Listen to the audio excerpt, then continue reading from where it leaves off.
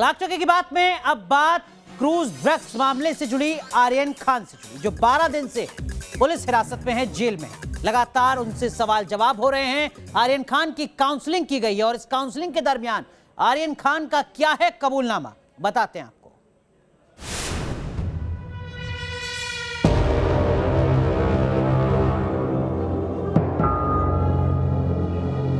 बोतल बंद पानी और बिस्किट खाकर दिन काट रहा है मन्नत का सुल्तान। जेल में ना टीवी देखता है और ना ही किसी से बात करता है आर्यन खान। आर्यन ने कबूला उससे गलती हुई है और वो अच्छा नागरिक बनेगा। मुंबई का आर्थर रोड जेल खाना ये किंग खान शाहरुख के साहबजादे का नया ठिकाना है। पिछले 12 दिनों से Aryan Khan Arthur road jail में है। यहाँ एनसीबी की कस्टडी में उसकी काउंसलिंग हुई। बताया जा रहा है कि काउंसलिंग के दौरान आर्यन ने कबूला कि उससे गलती हुई है और वो आगे गलत काम नहीं करेगा। मुंबई के आर्थर रोड जेल में कैद आर्यन खान 2 अक्टूबर से लेकर 7 अक्टूबर तक एनसीबी की कस्टडी में थे। इस कस्टडी के दौरान एनसीबी के अधिकारियों ने आर्यन खान समेत क्रूज ड्रग्स पार्टी मामले में जो भी आरोपी गिरफ्तार हुए थे उन सभी का काउंसलिंग करवाया। इस काउंसलिंग के बाद आर्यन खान ने अपनी गलती मानी और एनसीबी के अधिकारियों के सामने, जो मुस्लिम धर्मगुरु मौजूद थे, उनके सामने उन्होंने कबूल किया कि वो भविष्य में एक अच्छा इंसान बनेंगे, ड्रग्स का इस्तेमाल वो कभी नहीं करेंगे और साथ ही वो भविष्य में जब वो जेल से बाहर आएंगे, जब इस पूरे मामले से वो बाहर निकलेंगे, तब वो गरीबों की, पिछड़ों की मदद भी करेंगे। बताया जा रहा है कि आर्यन को काउंसलिंग के दौरान कुरान पढ़ने को दी गई थी। इस दौरान उलेमा भी मौजूद थे। एक एनजीओ की मदद से क्रूज ड्रग्स केस में गिरफ्तार सभी आरोपियों की काउंसलिंग की गई। एनसीबी के जोनल डायरेक्टर समीर वानखेड़े के मुताबिक ये काउंसलिंग रोजाना 2 से 3 घंटे तक कराई जाती है। जो हम लोग का काउंसलिंग होता है ना, it is not regarding any person, specific person. हम उनको थोड़ा श्रमदान करने के लिए भी बोलते हैं जी। उसके अलावा भी जो ऑर्फन्स हैं या फिर जो अंडर प्रिविलेज हैं, उनके साथ जाके काम करने के लिए भी हम उनको इंस्पिरेशन। बताया जा रहा है कि आर्थर रोड जेल में बंद आर्यन खान बेहद घबराया हुआ है। वो जेल में दिया हुआ खाना भी नहीं खा रहा। आर्यन जेल से मिले खाने को दूसरे कैदियों में बांट देता है। पिछले 12 दिनों से वो सिर्फ बिस्किट और पानी से गुजारा कर रहा है। जेल में आर्यन को कोई वीआईपी ट्रीटमेंट नहीं मिल रहा। आर्यन पर एनसीबी ने जिस तरह की धाराएं लगाई हैं, उसमें बेल मिलने के बावजूद उस पर केस चलता रहेगा। साफ है कि आर्यन की मुश्किलें खत्म होने का नाम नहीं ले रही। पिछले 12 दिनों से मुंबई के आर्थर रोड जेल में कैद आर्यन खान के लिए आज की रात बेहद लंबी साबित हो सकती है, क्योंकि पूरे देश की तरह आर्यन खान को भी इंतजार है बुधवार को आने वाले मुंबई सेशंस कोर्ट के उस फैसले का। अब देखना यह होगा कि मुंबई की सेशंस कोर्ट से आर्यन खान को जमानत मिलती है या फिर आर्यन को अभी कुछ दिन और आर्थर रोड जेल में ही रहना पड़ता है। वीडियो जर्नलिस्ट ओम प्रकाश केवट के साथ पंकज मिश्रा, न्यूज नेशन, मुंबई। लड़की हूं, लड़ सकती हूं, इस नारे के साथ प्रियंका गांधी यानी कांग्रेस की राष्ट्रीय महासचिव ने आज ऐलान किया कि उत्तर प्रदेश में अगले विधानसभा चुनाव में कांग्रेस पार्टी 40% सीटों पर महिलाओं को टिकट देगी। इसका क्या वाकई कोई बड़ा असर होने जा रहा है? क्या इससे बाकी दलों की मुश्किलें बढ़ने जा रही हैं या भारत की सियासत में ये कोई पहली बार कोई नई चीज नहीं हो रही है? बताते हैं आपको। उत्तर प्रदेश में कांग्रेस पार्टी 40% टिकट महिलाओं को देगी। जो लड़ना चाहता है आओ मेरे पास आओ, आपको मौका मिलेगा। 2022 के महादंगल में कांग्रेस ने यूपी में अपना एक अहम दांव चला है। कांग्रेस उत्तर प्रदेश में 40% टिकट महिला कैंडिडेट्स को देगी। मतलब यूपी की आधी आबादी को साधने के लिए कांग्रेस ने एक बड़ा कदम उठाया है और अपने नए फैसले को कांग्रेस ने नारे में कुछ इस तरह तब्दील किया है, लड़की हूँ, लड़ सकती हूँ। हमने तय किया है कि आने वाले विधानसभा चुनाव में उत्तर प्रदेश में कांग्रेस पार्टी 40% टिकट महिलाओं को देगी। मैं आपसे कहना चाहती हूँ, राजनीति में आओ, मुझसे कंधा से कंधा मिलाओ। मैं जानती हूँ कि आपके संघर्ष क्या है। ये तय हो चुका है कि उत्तर प्रदेश में कांग्रेस को अब प्रियंका के चेहरे का ही आसरा है, क्योंकि पिछले कई चुनाव में कांग्रेस की हालत पतली ही हुई है। ऐसे में कांग्रेस की महिला कैंडिडेट्स को तरजीह देने के पीछे सबसे बड़ी वजह प्रियंका गांधी की यूपी में एक नई ब्रांडिंग भी मानी जा रही है। वैसे भी हाल के दिनों में प्रियंका ने यूपी में दमदार एंट्री करने की कोशिश जरूर की है। इसमें लखीमपुर खीरी हिंसा, किसानों का मुद्दा, युवा और रोजगार, सॉफ्ट हिंदुत्व तो है ही, साथ ही महिलाओं को भी जोड़ने की कोशिश है। आज सत्ता का नाम यह है कि आप खुलेआम पूरे पब्लिक के सामने लोगों को कुचल सकते हैं। ये सत्ता बन गई है, ये गलत है। घृणा का बोलबाला है, नफरत का बोलबाला है, गलत है। इसको महिलाएं बदल सकती हैं। महिलाएं इसलिए बदल सकती हैं क्योंकि करुणा भाव, सेवा भाव और दृढ़ता, शक्ति सबसे ज्यादा महिलाओं में है। अब सवाल यह है कि आखिर कांग्रेस के टिकट वितरण में 40% महिलाओं को तरजीह देने के पीछे वजह है क्या? दरअसल पिछले करीब 7 से 8 सालों में महिला वोटरों ने सियासी डिस्कोर्स में एक बड़ी भूमिका निभाई है। पश्चिम बंगाल में ममता बनर्जी का यही महिला कार्ड बेहद असरदार साबित हुआ है। 2017 के चुनाव में महिला वोटर टर्नआउट 63% था, जबकि इसके मुकाबले पुरुषों का टर्नआउट सिर्फ 59% रहा था। 2017 में यूपी में महिला वोटर्स ने बम्पर वोटिंग की थी।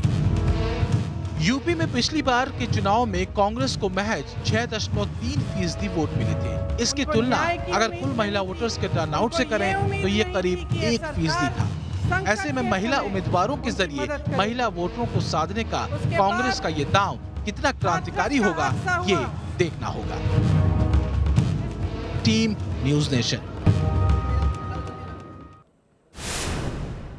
तो एक तरफ बरसात का कहर है और इस बरसात के कहर के बीच डेंगू भी अपनी दस्तक दे रहा है। लगातार अलग अलग राज्यों में डेंगू के मामले सामने आ रहे हैं। सरकारें अपील कर रही हैं सतर्कता बरतने की, जागरूक रहने की।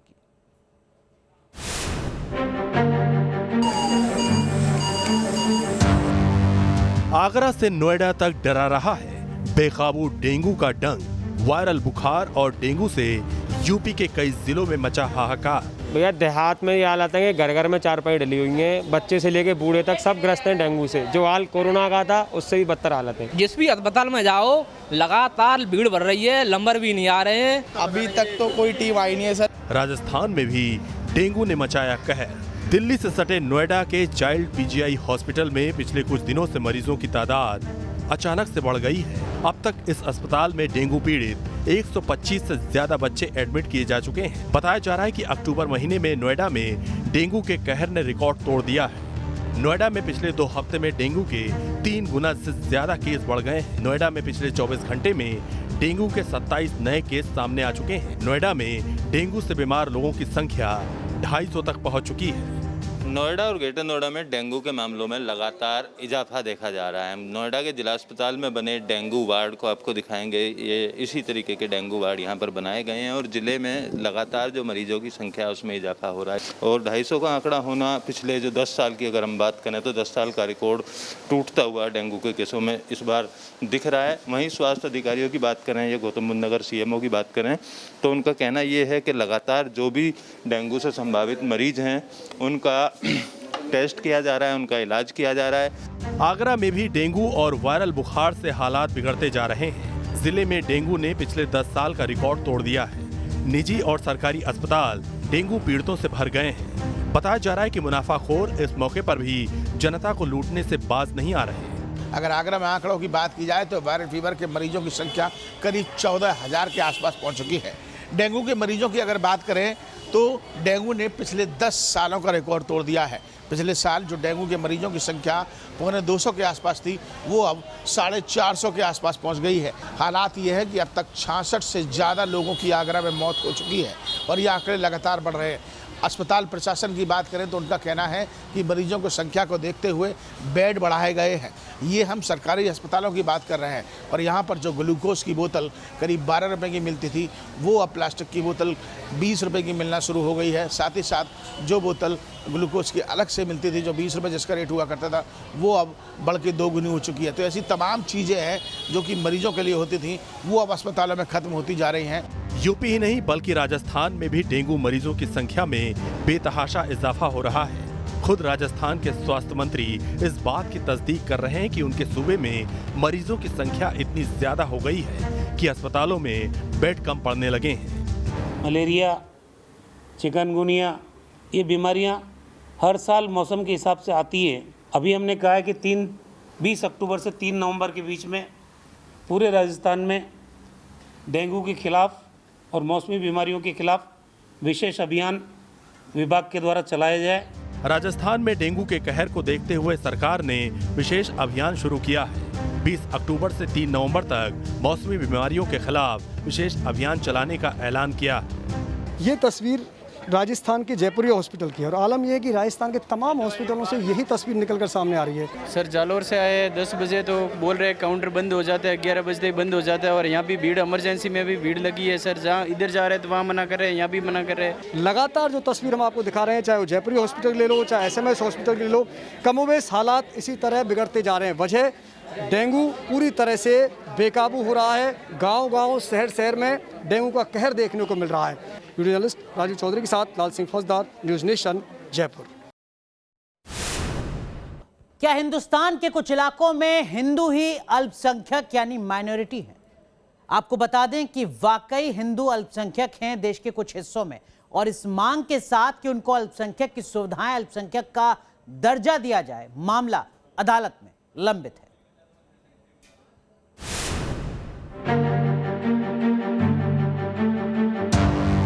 कश्मीर में हिंदुओं के टारगेट किलिंग से देश गुस्से में है। इसे कश्मीर में अल्पसंख्यक हिंदुओं को निशाना बनाए जाने के तौर पर देखा जा रहा है, लेकिन कश्मीर में माइनॉरिटी में होने के बावजूद हिंदू अल्पसंख्यकों को मिलने वाली सुविधाओं से वंचित है। कश्मीर समेत देश के 9 राज्यों में हिंदू अल्पसंख्यक हैं, लेकिन वो माइनॉरिटी को मिलने वाली सुविधाओं से वंचित है। ऐसे में सवाल है कि आखिर कब तक देश के 9 राज्यों में हिंदुओं को उनका वाजिब हक नहीं मिलेगा। जम्मू कश्मीर के रहने वाले अंकुर शर्मा ने सुप्रीम कोर्ट में याचिका दायर कर इंसाफ की मांग की थी। जम्मू कश्मीर, लद्दाख, मिजोरम, लक्षद्वीप, नागालैंड, मेघालय, अरुणाचल प्रदेश, पंजाब और मणिपुर देश के 9 राज्यों में हिंदू अल्पसंख्यक हैं। दुर्भाग्य की बात है कि 12 मार्च 2018 में सुप्रीम कोर्ट के सामने शपथ पत्र दाखिल करने के बावजूद भी आज की केंद्र सरकार जम्मू कश्मीर में नॉन मुस्लिम्स को नहीं बल्कि मेजॉरिटी मुस्लिम्स को माइनॉरिटी बेनिफिट्स दे रही है। माइनॉरिटी किलिंग्स को लेके तो बहुत सवाल उठाए जा रहे हैं। हर कोई व्यक्ति, हर कोई संगठन, हर कोई पार्टी इंक्लूडिंग बीजेपी कश्मीर में हो रही हत्याओं को माइनॉरिटी टारगेटेड किलिंग्स कह रहा है, लेकिन जब एक्चुअल माइनॉरिटी स्टेटस देने की बात आती है तो फिर ये उसी मेजॉरिटी कम्युनिटी को माइनॉरिटी के बेनिफिट्स और स्टेटस देते हैं। इस मामले में एक और याचिकाकर्ता अश्विनी उपाध्याय की मांग है कि national commission for minority act के उस प्रावधान को खत्म किया जाए जिसके तहत देश में अल्पसंख्यक का दर्जा दिया जाता है। कश्मीर में हिंदू केवल 4% है, उनको माइनॉरिटी का दर्जा नहीं मिला। 95% से ज्यादा मुस्लिम है, वो माइनॉरिटी बने हुए हैं। ऐसी अंधेर गर्दी दुनिया में कहीं नहीं होती और सुप्रीम कोर्ट 2002 में स्पष्ट कर चुका है कि नेशनल लेवल पे कोई माइनॉरिटी नहीं होगा। 2005 में सुप्रीम कोर्ट ने कहा माइनॉरिटी मेजॉरिटी खत्म करो और 2006 में केंद्र सरकार ने, उस समय की कांग्रेस की सरकार ने माइनॉरिटी और फिर मिनिस्ट्री बना दिया। और अगर माइनॉरिटी मेजॉरिटी करना भी है तो पहले माइनॉरिटी को परिभाषित तो करिए। 1% वाला माइनॉरिटी कि 2% वाला माइनॉरिटी, 96% वाले माइनॉरिटी बन के बैठे हुए। इस पूरे मामले में कई याचिका सुप्रीम कोर्ट और हाई कोर्ट्स में लंबित है। इंतजार इंसाफ का है। Team news nation. अब बात अज़ुद्दीन ओवैसी की, जो भारत पाकिस्तान के बीच T20 मुकाबले को लेकर सरकार से सवाल कर रहे हैं। हैदराबाद की एक मीटिंग में उनके सवालों पर बीजेपी ने पलटवार किया है। के प्रधानमंत्री से ये पूछना चाह रहे मोदी जी, 9 फौज के सिपाही मारे गए और 24 तारीख को इंडिया पाकिस्तान का T20 होगा। हैदराबादी भाईजान गुस्से में। गुस्सा भारत पाकिस्तान के बीच 24 अक्टूबर को होने वाले T20 मैच को लेकर है। लोकसभा में निजाम के शहर की नुमाइंदगी करने वाले अज़ुद्दीन ओवैसी ने हैदराबाद की एक सभा में पाकिस्तान के साथ क्रिकेट मैच को लेकर सवाल उठाया। हम भारत के प्रधानमंत्री से ये पूछना चाह रहे मोदी जी, 9 फौज के सिपाही हमारे बहादुर मारे गए। कितने? 9 फौज के सिपाही मारे गए और 24 तारीख को इंडिया पाकिस्तान का T20 होगा। मोदी जी, क्या आपने नहीं कहा था कि फौज मर रही है और मनमोहन सिंह की सरकार बिरयानी खिला रही है? 9 फौज के सिपाही मर गए तो आप T20 खेलेंगे? तीखी जुबान और उस पर पड़ती तालियों के बीच हैदराबादी भाईजान ने महंगाई को लेकर भी केंद्र सरकार पर निशाना साधा। भारत के वजीर आजम पेट्रोल पे कुछ बोलते ही नहीं, डीजल पे कुछ बोलते नहीं, कीमतें आसमान को छू रही हैं, भारत के वजीर आजम कुछ नहीं बोलते। सेंचुरी हो गई पेट्रोल डीजल की, मगर प्रधानमंत्री बोल रहे मित्रों फिक्र मत करो। और चीन हमारे मुल्क में घुस के बैठ गया। जब पुलवामा पाकिस्तान ने किया तो मोदी ने कहा था घर में घुस के मारेंगे, हमने कहा मारो घुस के, मगर अब चीन हमारे घर में घुस के बैठा है, कुछ ही नहीं कर रहा। चीन, पाकिस्तान, महंगाई और क्रिकेट को लेकर केंद्र पर ओवैसी ने तीखे तंज कसे तो बीजेपी की तरफ से भी पलटवार हुआ। भारत के प्रधानमंत्री चीन के बारे में बोलने से डरते। ऐसा लगता है कभी कभी चाय में भी चीनी नहीं डालते, नहीं चीन निकल जाएंगे। उनके अंदर इतनी नफरत है कि उनको मोदी जी का कोई काम दिखाई नहीं देता है। जहाँ तक ओवैसी जी चिंता कर रहे हैं पाकिस्तान चाइना के बारे में, तो वो इसके बारे में बिल्कुल चिंता न करें।